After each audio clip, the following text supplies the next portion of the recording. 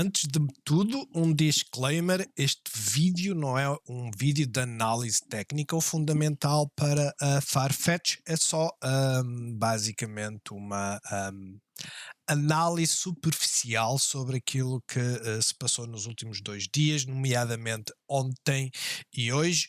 Ontem tivemos uma subida forte, basicamente 23%, ela chegou a estar a subir 25%, aparentemente estaria bullish, mas basicamente esta subida deveu-se a notícias de que estariam a pensar em levá-la a ação ou a empresa para o setor privado, ou seja, tirar do setor público, ao contrário daquilo que as pessoas podem pensar. um, Público significa estar na bolsa, privado é fora da bolsa. Mas hoje caiu, e como vocês podem ver, 45%.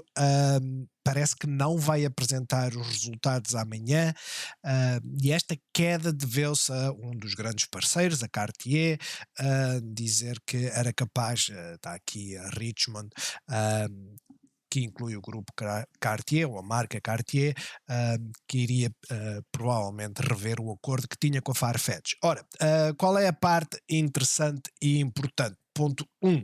Eu até agora, devido a este movimento, eu tinha dito, é uma boa lotaria, podemos entrar e tentar apanhar uma subida até aos 3. Ok.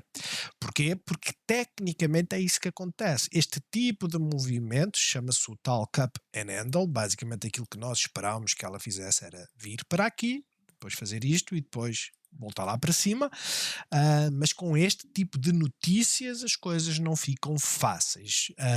É uma oportunidade para tirar uma moeda ao ar. Atenção, eu não ponho nada disso em causa.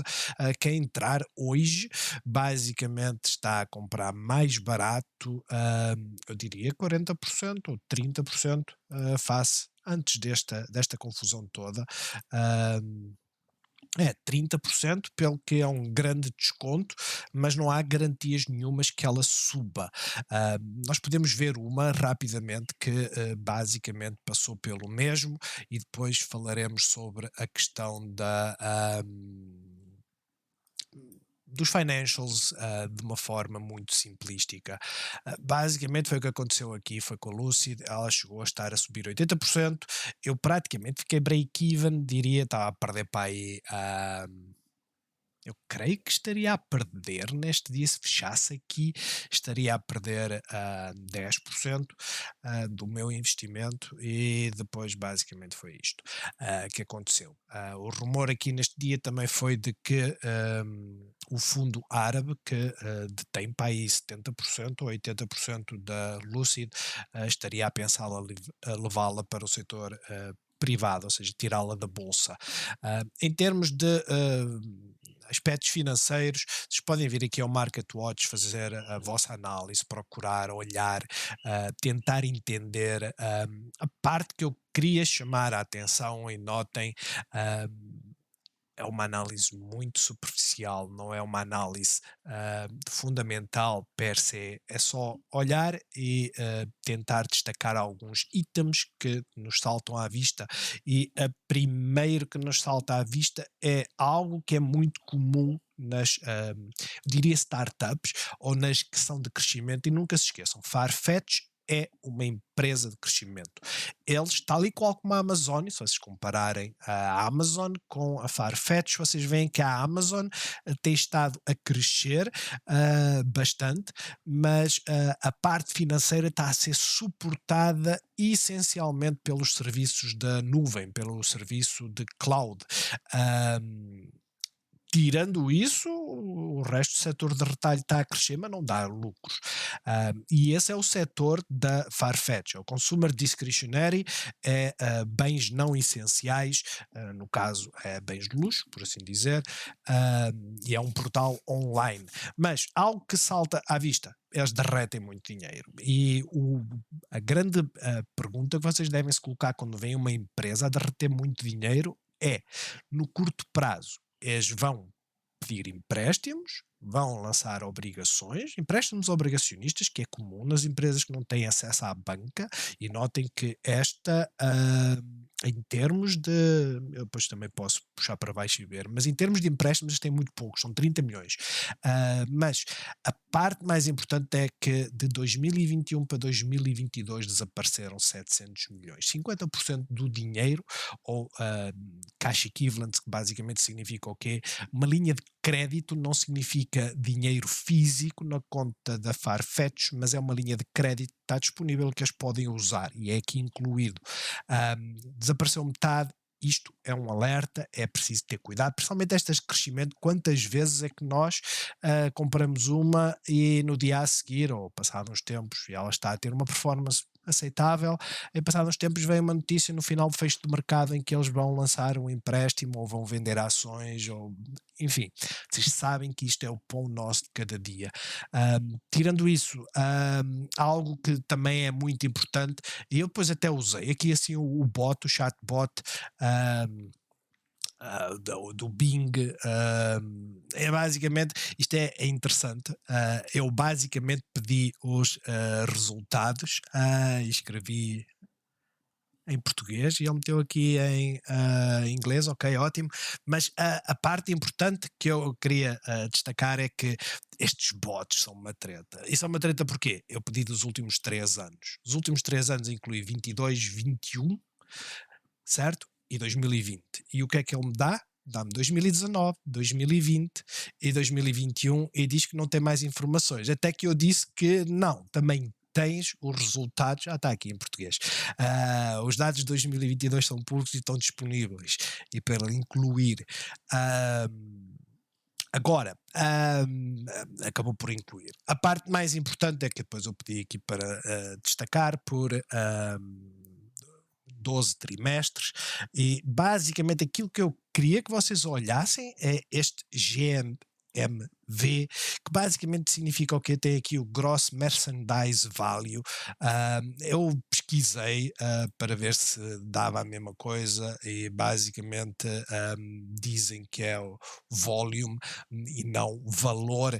No final, volume não é quantidade, nunca se esqueçam, não é uma peça, porque uma peça pode ser um vestido, pode ser um colar, pode ser um par de sapatilhas, mas é sempre valor. E essa parte, que é a parte mais importante, é que se vocês forem a ver, apesar da inflação ter estado a aumentar, aquilo que vocês veem é que não há um aumento. E a expectativa é que com o aumento da inflação isto aumentasse, e não está a acontecer. Estamos a ver aqui assim estes aumentos ligeiros, certo? Mas de uma forma genérica está em queda.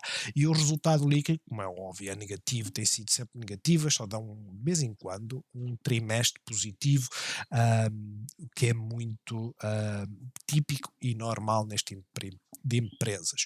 Portanto, a pergunta que vocês devem colocar é: por que raio, porque diabo, o CEO admite tirar a Farfetch da bolsa? Eles admitem tirar a Farfetch da bolsa por um simples motivo. E o simples motivo tem a ver, e por isso é que eu estava aqui no balance sheet, é que vocês têm que ver que o balanço basicamente não é mais do que os ativos são iguais aos passivos mais os capitais próprios, ok? E se isto se mantiver constante, e isto, os capitais próprios, que não se esqueçam, está indexado a quê? O valor das ações, caírem, vai começar a criar problemas. E a primeira criação de problemas é que eles têm que aumentar o passivo, certo? Imaginem, vocês têm um ativo de 100, basicamente em equilíbrio, vamos supor que vocês tinham aqui 70 mais 30. O que é que acontece quando estes 30 baixam? Para vocês manterem os 100, né? Vamos supor que ficaria assim e que agora passava para 15. Ela caiu mais de 50%, portanto, enfim. A questão é, isto dá 85. Faltam aqui 15 para isto ficar equilibrado. E o que é que normalmente se faz? Faz-se assim.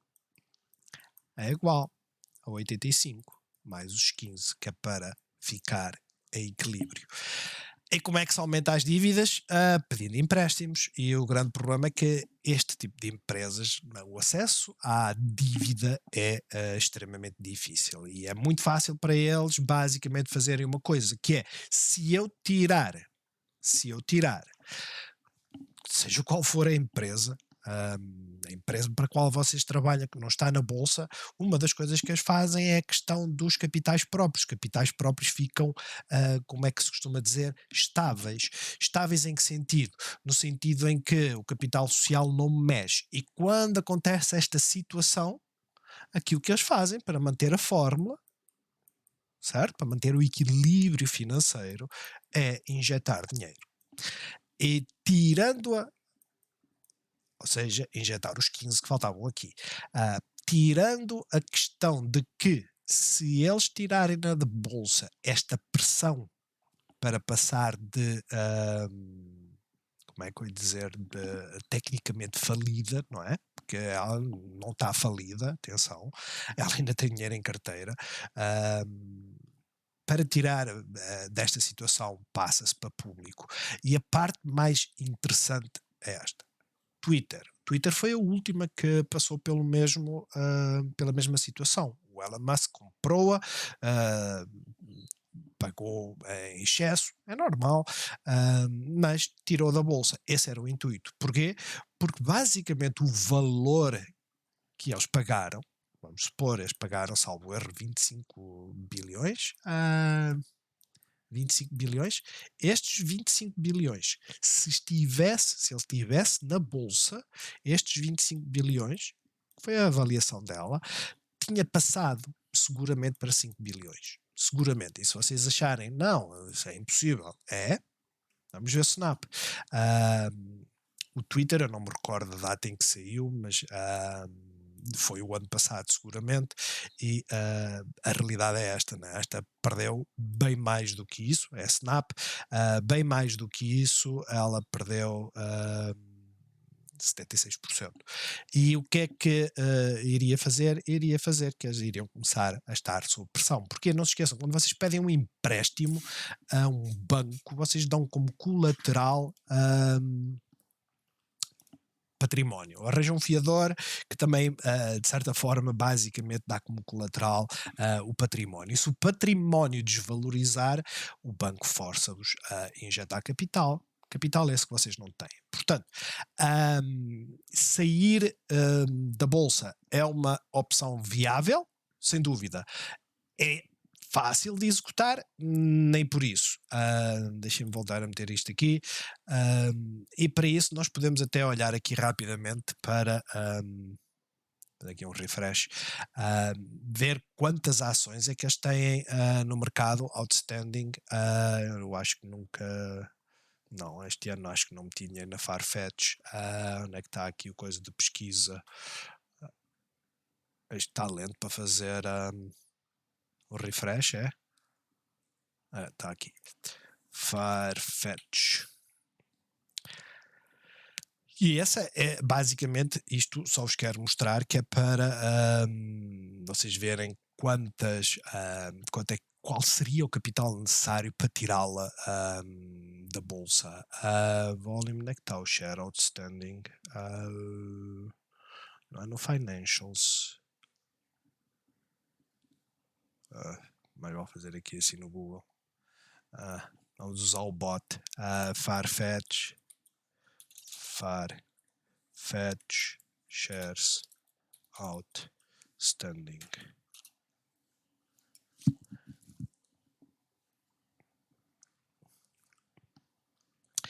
Tem basicamente 400 milhões de ações em circulação. Isso significa o quê? Significa que basicamente eu tenho aqui a Farfetch, né? Vamos lá ver se bate aqui certo. Basicamente a só tem 100 milhões. Eu diria que aqueles 300. Isto será que tem aqui a dizer shares outstanding? Pelos vistos, não.